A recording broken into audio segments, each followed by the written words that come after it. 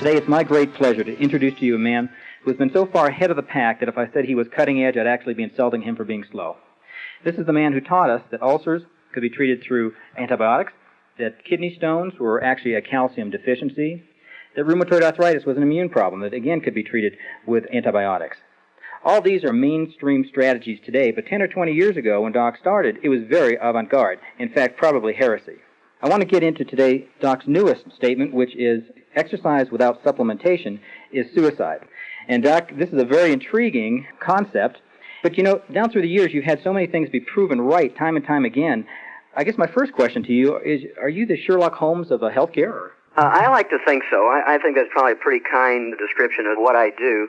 And of course, the thing that made Sherlock Holmes famous was the fact that he would say just the opposite of what Scotland Yard was saying, and he was always right. I'd say you hit the nail right on the head. I like to be a Sherlock Holmes. What got you onto this line of thinking, especially with the athletes? Right now, everybody's telling folks to exercise, so are they just putting their head in the noose? They're actually putting their head in the noose. They're actually cutting their life by 30, 40, 50 years if they exercise and don't supplement. Where I ran into this was about 50 years ago, people began to study what sweat was. And they were these little bitty articles in biochemistry journals, the makeup of sweat. And it was very interesting. Most people thought sweat was primarily just salt and water, but sweat contains everything that's in your blood. And as you sweat, the primary purpose, of course, is to cool your body, but you're also losing nutrients. You're losing amino acids, you're losing vitamins, you're losing major minerals, you're losing electrolytes, you're losing trace minerals, rare earths. And it's kind of a trickle charge. It's kind of like the toilet that just sort of runs a little bit, drip, drip, drip, and you get a water bill for $500 at the end of the month. It doesn't seem like much, but does in fact cost you in health and longevity. And so about 25 years ago, because I was an athlete in high school and college, I played football and wrestled. Of course, you sweat a lot in both those sports. And I only weighed 123 pounds and played middle linebacker and played offensive center. That's back in the old days when the players played both offense and defense. And only at 123 pounds. I was very aggressive, but never got an injury. And all these big guys, 200, 240 pounds, were always getting injuries in their ankles and so forth.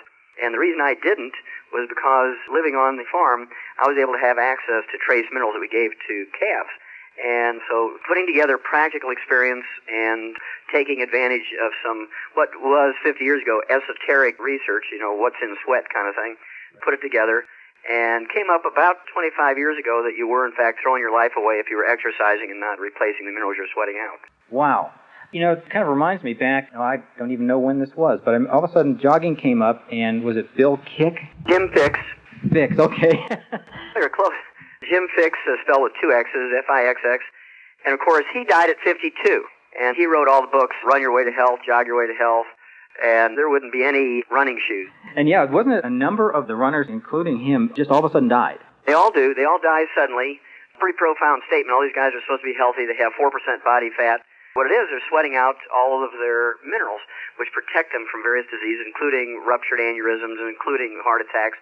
In fact, there was a long-distance runner who died in July of 2000. His name was Leonard Hilton. He ran the sub-4-minute mile 32 times, and he was a student of Jim Fixx's, and always praised Jim Fixx and all his knowledge and training techniques. And Jim Fixx died at 52, and Leonard Hilton, Jim Fixx's student, died at 52. That's pretty much what you're going to get. There has never been a professional athlete live to be 100. And if exercise in of itself was useful for health and longevity, there should be a lot of professional athletes living to be 100, not a single one, Craig. Wow. It might have been you that says a couch potato is actually living longer than these guys. Yeah, you're exactly right. That's me. I like to teach people the basic truth by saying something that's very provocative. That way they remember the concept. But basically what I did, since there was lots of articles written by long-distance runners saying, hey, you guys, we can get high. We can make our own opium in our brain, and you can get drugged out running long distances here and get into la-la land legally, not worry about getting arrested or anything, just by running. You can lower your cholesterol by running. You can lower your body weight a couple of points. You can get your body percentage of fat down. There's all kinds of wonders to running, how healthy it is. It's good for the cardiovascular system. But it always kind of fascinated me. There was never anything that said athletes live longer. So I decided to do my own survey, and I started looking at obituaries of professional athletes and university and college athletes compared with obituaries of couch potatoes. It's always kind of funny that librarians live to be 103, 104, conductors live to be 89, 95, and housewives live to be 115, and so forth. And the old couch potato lives to be 88 to 120. And professional athletes, the average lifespan is 62 to 65. The ones who play the most, the ones who are the stars, die the youngest. And you look at some of the famous ones, Red Grange, Jesse Owens, people like Wilma Rudolph, Babe Zaharias. You're probably too young to remember her, but she was one of the first great women athletes who could whip men in about 10 different sports. And then there was people like Will Chamberlain, age 63, congestive heart failure. Walter Payton, 45 years of age, died while he was waiting for a liver transplant. He was a pristine athlete, never did drugs, never smoked, never did alcohol. I know the basketball player that was a real shock. Reggie Lewis, 27 years old. Here we go. Died of a cardiomyopathy heart attack, a simple selenium deficiency.